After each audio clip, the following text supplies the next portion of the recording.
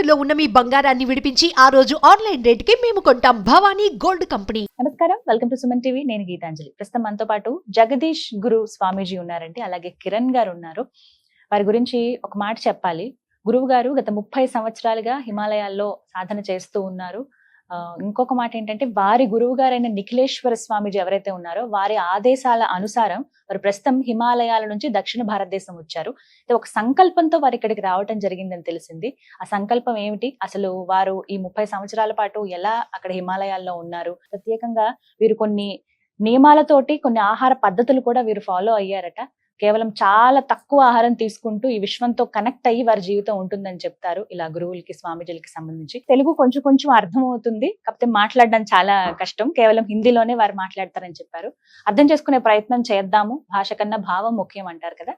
So వారితో మాట్లాడదాం. అలాగే కిరణ్ గారు, వారు కూడా యోగ సాధన చేస్తూ ఉన్నారు, గురువు గారితో పాటు ఉంటారు. వారి సంకల్పం ఏంటనేది, ఆ సంకల్పంలో తను కూడా ఒక భాగం అయ్యాను నేను కూడా అని చెప్తూ ఉన్నారు. తెలుసుకుందాం. గురువు గారితో ముందుగా మాట్లాడదాం. గురుగారు నమస్కారం అండి. కిరణ్ గారు నమస్తే. చాలా బాగున్నాము, సచ్చిదానంద స్థితిలో ఉన్నాము గురువుల బ్లెస్సింగ్స్ తోటి. చాలా సంతోషం మీరు ఇలా రావటం, గురువు గారు మా సుమన్ టీవీ స్టూడియోకి రావడం అనేది మా జన్మధన్యంగా భావిస్తూ, మీ గురించి ప్రేక్షకులకి తెలియాలి చాలా విషయాలు. నేనే చాలా వరకు ఆశ్చర్యపోయాను. మీకు కొంచెం కొంచెం తెలుగు అర్థమవుతుంది కాబట్టి మీ గురించి తెలియచేయండి. అసలు పేరు వచ్చేసి జగదీష్ గిరి గురువు గారు. గురువు గారు హిమాలయస్ లో ఉంటారు. హిమాలయస్ లో పాండవకోలి అనే ప్రాంతంకు నేను వెళ్ళటం జరిగింది. మా గురువు గారు శర్వానంద గురుగిరి గురుజీ బ్లెస్సింగ్స్ తోటి మహానుభావాన్ని కలవడం జరిగింది. మీరు వేరే గురువు గారి దగ్గర నుంచి ఇలా కనెక్ట్ అయ్యారు? అవును మేడం. అరుణాచలంలో శర్వానంద గురుగిరి గురుజీ ఉన్నారు, ఆనందం పరిపూర్ణ ఆశ్రమము. ఆ గురుజీ బ్లెస్సింగ్స్ తోటి శర్వానంద గురుగిరి గురుజీ అన్నమాట పేరు. ఆనందం పరిపూర్ణ ఆశ్రమం పేరు అరుణాచలంలో ఉంటుంది. ఆ గురువు గారి బ్లెస్సింగ్స్ తోటి ఒకసారి నేను హిమాలయాస్ వెళ్ళటం జరిగింది. హిమాలయాస్ లో పాండవ కోలి అనే ప్రాంతంలో పాండవులు తపస్సు చేసిన ప్లేస్ అన్నమాట అక్కడ. అంటే అక్కడి నుంచి వాళ్ళు స్వర్గానికి వెళ్ళారని పూర్వీకులు చెప్తూ ఉంటారు. అక్కడ బాబాజీ గారు ఒక మోర్ దాన్ 120 years దాటినటువంటి దున్ని ఒకటి వెలుగుతూ ఉంటుంది నిత్యం. ఇప్పటికి 135 years, మోర్ దాన్ 130 years. ఆ దుని ముందు మన బాబాజీ గారు కూర్చుని దర్శనం ఇచ్చారు ఒక రోజు. అక్కడికి వెళ్ళి ఉండటం జరిగింది. మీరు అందరూ వినే ఉంటారు మహావతార బాబాజీ గారిది. ఆ బాబాజీ గారి కేవ్ ఉంది కదా, గుహ. ఆ గుహ దగ్గర నుంచి పైకి వెళ్ళాలి, ఇంకా టాప్ కి వెళ్ళాలి, ద్వారా హట్ కి దగ్గరలో. అక్కడ బాబాజీ గారు పరిచయం అవటం జరిగింది. అక్కడ బాబాజీతో పాటు కొంత సాధన చేయటం జరిగింది, అక్కడ కూర్చోవడం జరిగింది. బాబాజీ బ్లెస్సింగ్స్ అవి తీసుకుని కొంతకాలం ఉన్నా అనమాట.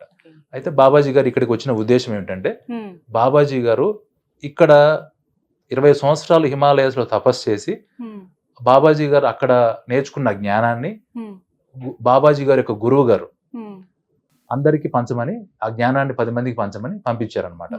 అంటే నేను అవును మేడం. मैं हिमालय में 30 साल लगभग रहा।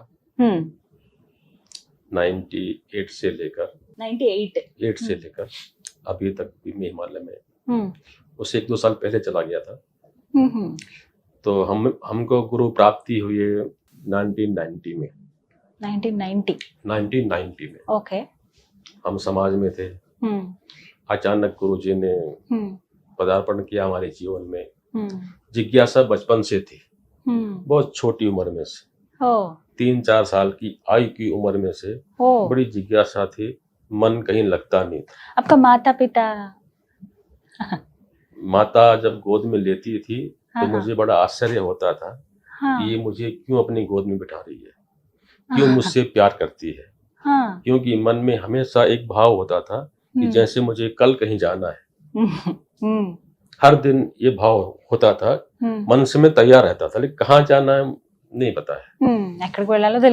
इसलिए संसार की कोई भी एक्टिविटी जो होती थी गांव में, किसी शादी हो रहा है, ब्याह हो रहा है, किसी का कुछ कार्य जीना मरना होता है, तो किसी चीज में इंटरेस्ट नहीं होता था। जैसा लगता था कि मेरा जीवन कुछ अलग ही है और मैं यहाँ कहाँ आ गया। बहुत छोटी उम्र में 3-4 years। आहिस्ता आहिस्ता ये चीज मेरी बढ़ने लगी। तो 15-16 साल की आयु थी मेरी, तो हमने एक किताब लिखी, बिना पूंछ का जानवर। हाँ, कि मैं मनुष्य ढूंढता था। विद्याभ्यास हो गया आपका? मैं मनुष्य ढूंढता था कि संसार में मनुष्य कहाँ पर है। मैं किसको मनुष्य बोलूं। हम्म उस समय शिक्षा बहुत कम थी, हम्म है ना। 50-60 गांव में जाके 2-4 ही व्यक्ति कोई हाई स्कूल इंटर पास मिलते थे, ठीक है ना। तो मैं उनको देखता था सिर से लेके पैर तक, लेकिन मुझे संतुष्टि नहीं होती थी हम्म कि इन्होंने शिक्षा ग्रहण करके कुछ परिवर्तन तो है नहीं इनके अंदर। हम्म तो शिक्षा का मतलब क्या होता है, मनुष्य का मतलब क्या होता है, मनुष्य किसको कहते हैं, है ना। यही अंदर क्वेश्चन आंसर, स्वयं से क्वेश्चन होते थे, स्वयं से आंसर भी होते थे मेरे जीवन में। तो फिर एक समय गुरुजी आए, उन्होंने बोला, दिन में 2:30 बजे का टाइम था। आपका गुरुजी का नाम? परमहंस स्वामी निखिलेश्वरानंद महाराज जी, निखिलेश्वरानंद महाराज जी, जो सिद्धाश्रम के हुए। महायोगी हैं, हाँ हैं, जो सिद्धाश्रम का संचालन करते हैं। हो उस सिद्धाश्रम में सूर्य, चंद्रमा, देवी देवता, इनका जानना वर्जित है। आपका एड्रेस कैसे पता चला उनको? ये तो गुरुजी जानते हैं, है ना। मैं इनको थोड़ा बहुत जानता हूँ, इतना सा कण भर। अच्छा। अभी आपने कहा ना कि भाई इनकी आयु क्या है, मुझे नहीं पता है। जितना मुझे आभास हो सका है आज तक, तो मेरे आभास से मेरी स्मृति में लगभग 5000 साल है, जबकि मैं समझता हूँ वो भी कम मैंने बताया। हमारी बुद्धि विवेक उनको समझने योग्य नहीं है, इतना मैं कह सकता हूँ बस। वारे गुरुजी थे तो स्वामी निखिलेश्वर। हाँ, तो एक दिन ये आए, इन्होंने दिन में दोपहरी में मैं कहीं से आया तो ऐसे ही पलंग में लेटा, आंख बंद करी, आंख बंद करते ही सामने खड़े हो गए। मैं उनके साथ अभी भी मैं उन्हीं के साथ में हूँ अभी भी? हाँ, गुरुजी यहाँ भी है? बिल्कुल है। हरिओम। और जब उन्होंने आदेश दिया, आदेश की बात में बोल रहा हूँ, उन्होंने आदेश दिया मेरे को 97 में 97 में कि तुमको हिमालय में रहना है और 20 साल रहना है। 30 साल? 20 साल, 20 ठीक, हाँ 20 साल पूरा होने के तुरंत बाद फिर उन्होंने आदेश दिया है कि तुमने दक्षिण भारत में जाना है। अब जो साधना तुमने की है, जो तुम्हारे अंदर जिज्ञासा थी, तुम्हारी शांत हो चुकी है, अब उस चीज को समाज में बांटना है।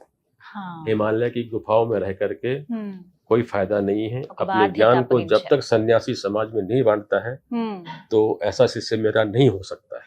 हमने क्रिया योग किया, ओके किया। गुरुजी ने शून्य साधना करवाई कि शून्य में से भोजन कैसे ले। हाँ, शून्य में से भोजन कैसे ले, ठीक है। वहां से उन्होंने स्टार्ट। बहुत आश्चर्य है। उनके लिए कोई आश्चर्य नहीं है, मेरे लिए भी कोई आश्चर्य नहीं है। जब तक हम साधना में एकाग्र नहीं होते हैं तब तक साधना नहीं हो पाती। कोई साधना कर रहे हैं, हाँ। हर 10 मिनट बाद हमको कुछ खाने के लिए चाहिए है, कुछ पहनने के लिए चाहिए, तो साधना में एकाग्र नहीं हो सकते। अखंड एकानंद के लिए, अखंड साधना के लिए एकाग्र भी अखंड होना चाहिए। कल सवेरे में क्या खाऊंगा, भूख नहीं लगा आपको, ठीक है, हाँ। है ना। हाँ। तो वहां से उन्होंने स्टार्ट की हमारी साधना। अच्छा। कि पहले सबसे पहले शून्य साधना करो, ठीक है। शून्य साधना करने से वायु में से, सूर्य में से जो तुम्हें चाहिए वो तुम ले सकते हो। और पंचभूत से जो तुम्हें चाहिए वो ले सकते हो, वो भी अपनी आवश्यकता के अनुसार, प्रदर्शन करने के लिए नहीं। जो आपको चाहिए वो आप ले सकते हैं।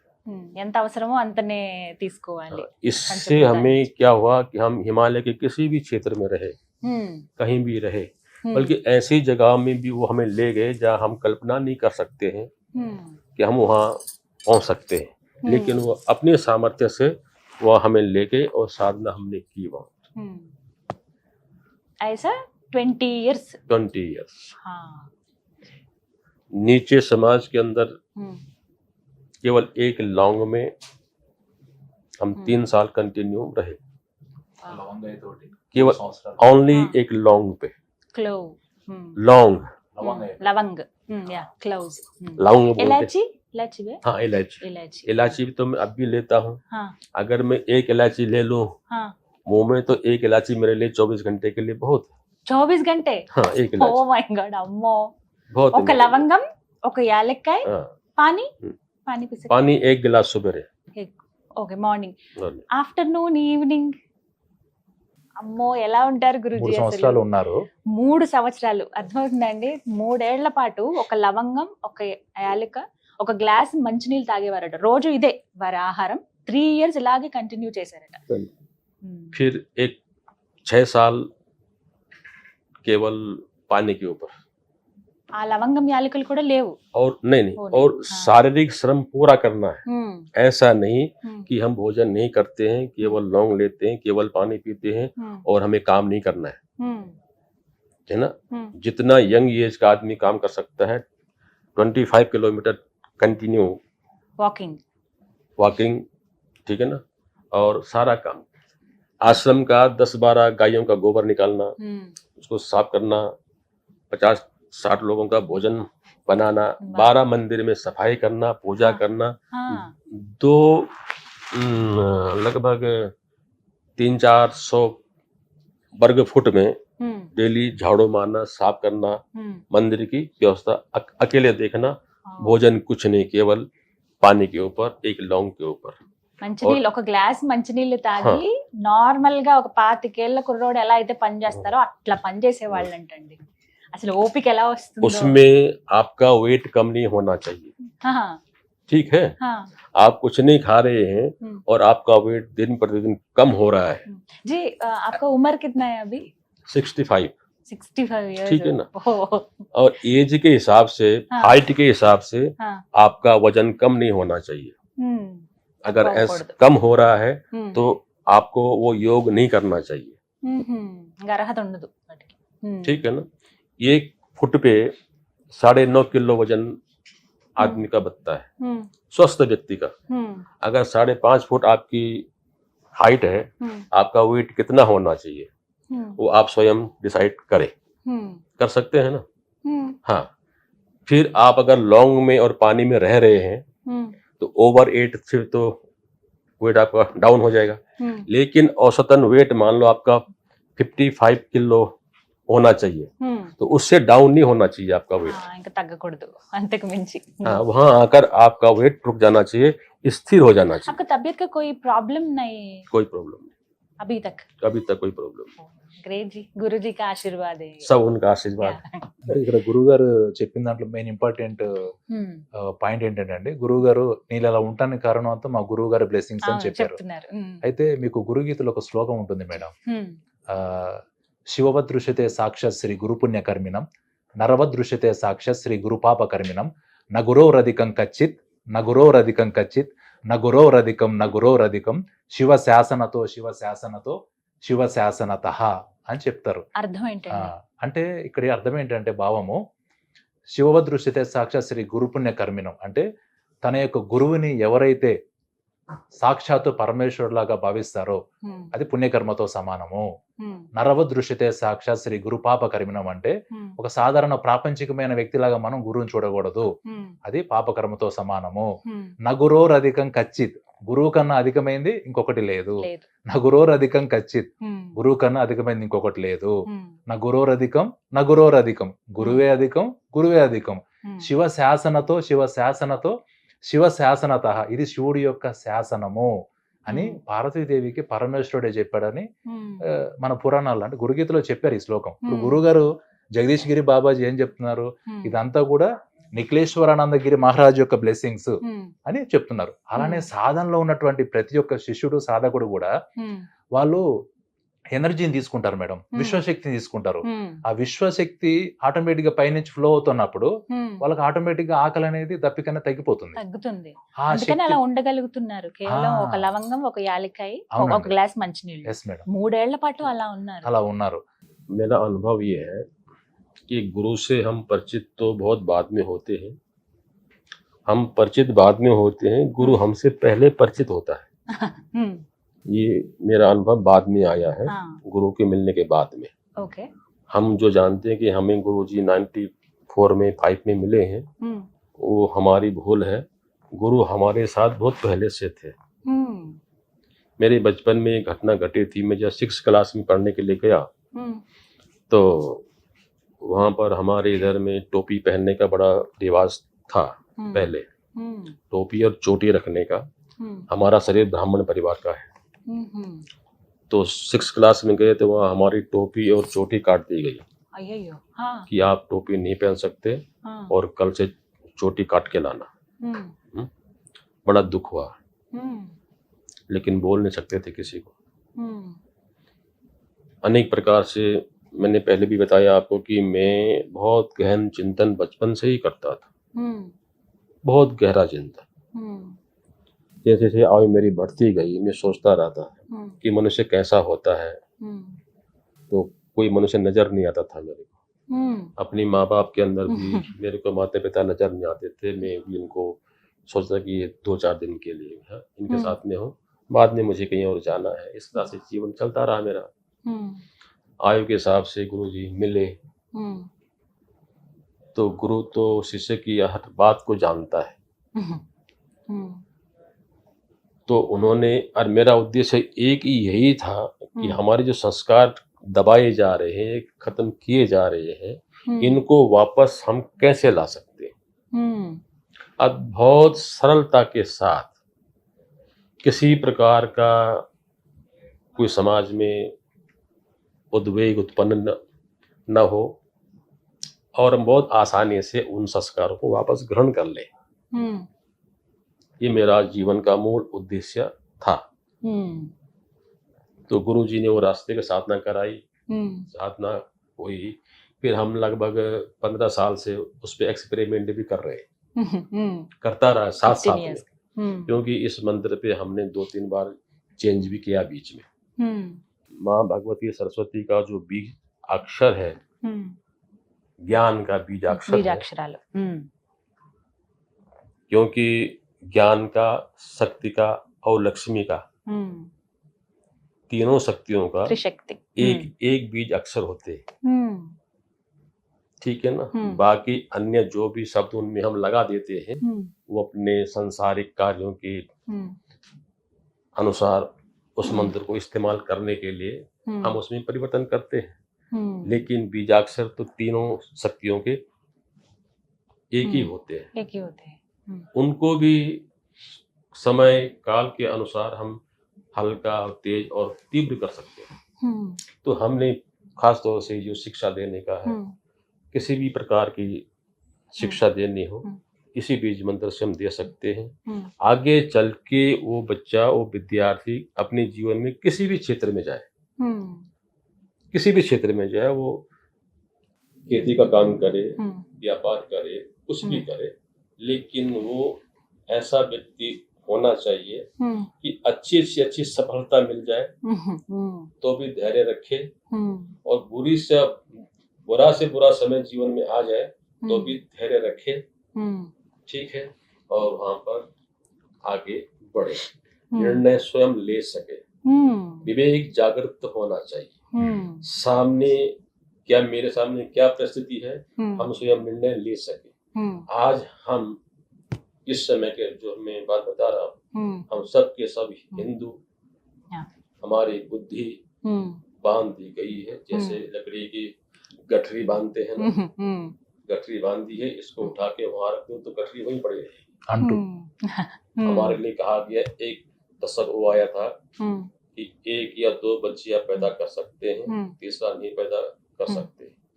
दूसरी कम्युनिटी को बोल दिया तुम जितने मर्जी करो। मुझे सीखना चाहती हूँ वो बीजाक्षर। ठीक है। हाँ।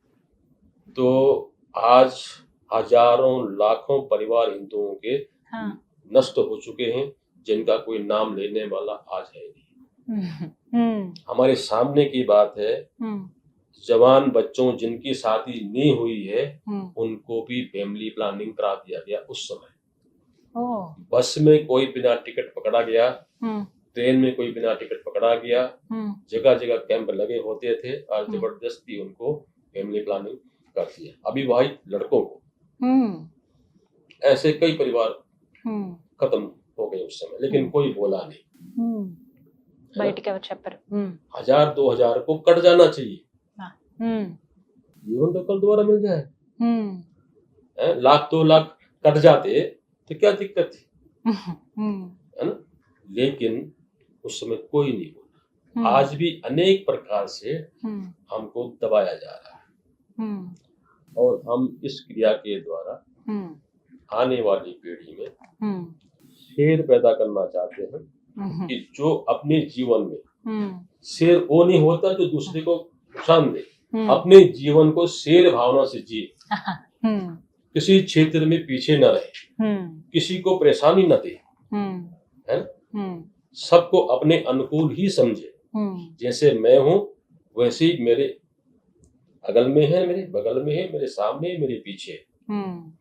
किसी को कष्ट न दे। ऐसे संस्कार युक्त मनुष्य कैसे हम उत्पन्न करें। तो इस भगवती का जो बीज मंत्र है, ये केवल बीजाक्षरम से होता है। बीजाक्षर, केवल बीजाक्षर ही जपना है। आरोपी विद्यालय में इसलिए हमने किया कि विद्यालय में मैन पावर आ जाती है। अगर 500 बच्चे एक अक्षर का मंत्र है, ठीक है, 500 बच्चे एक स्वर में एक बार उस मंत्र को बोलेंगे तो 5 माला हो गई।